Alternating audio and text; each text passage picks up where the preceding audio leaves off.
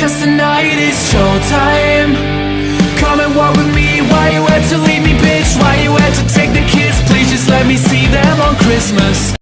Another story I heard about myself. This one happened in high school. We had this teacher in high school whose kid went to our high school. His name was Mr. McNamara, and his son Jake McNamara went to our high school. He was a sophomore when I was a senior, so he was 2 years behind me. And Mr. McNamara was an asshole. And one weekend, he and his wife decided to leave town, which you should never do if you're an asshole. And Jake McNamara decided to throw a party at the teacher's house. Hooray! And everyone around town heard about it, and we all got up individually and thought, okay, let's go over there and destroy the place. I walked into this party, everyone I had ever met was there, and everyone was drinking like it was the end of the world. People were drinking like it was the Civil War and a doctor was coming to saw our legs off. It was totally unsupervised. We were like dogs without horses. We were running wild.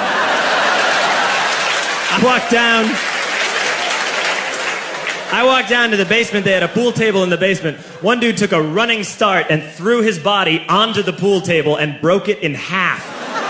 Another kid found out which room was Mr. McNamara's and went upstairs and took a shit on his computer. So the party was going great.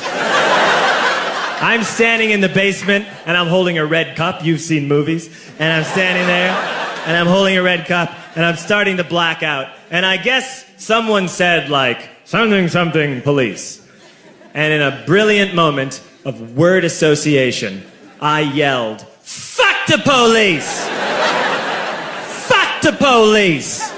And everyone else joined in. 100 drunk white children yelling, fuck the police.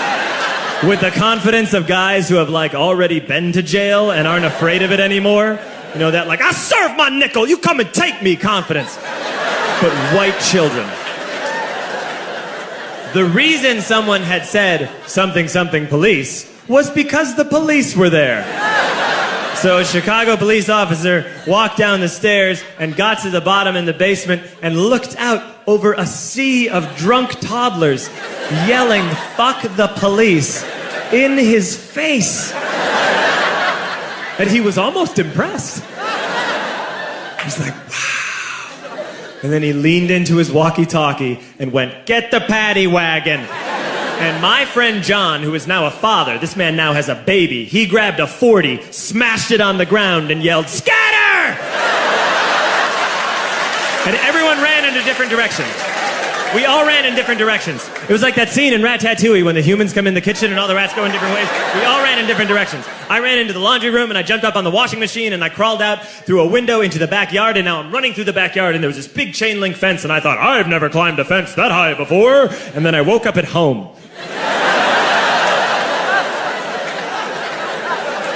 On Monday, I went to school because that's what we did back then. And I'm walking into the school building, and who do I see but Jake McNamara? And he says to me, hey, were you at my party on Saturday? And I said, no. You know, like a liar. And he said, things got really out of hand. Someone broke the pool table. Someone took a shit on my dad's computer. But the worst thing, he says, the worst thing is that someone stole these old antique photos of my grandmother, and my parents are freaking out about it. And I had that thought that only blackout drunks and Steve Urkel can have.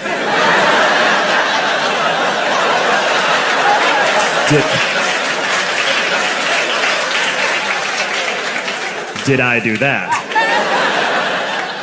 I figured, no, I wouldn't have done that. But I was never sure until 2 years later. Relax. I'm playing video games with this kid named Alex that we also went to high school with. 2 years later, we've graduated by now. We're playing video games for a couple hours. And then Alex says to me, hey, come here, I want to show you something.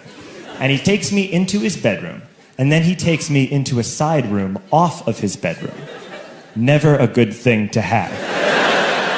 And he shows me a tiny room that is covered wall to wall in stolen antique photos from different people's parties over the years.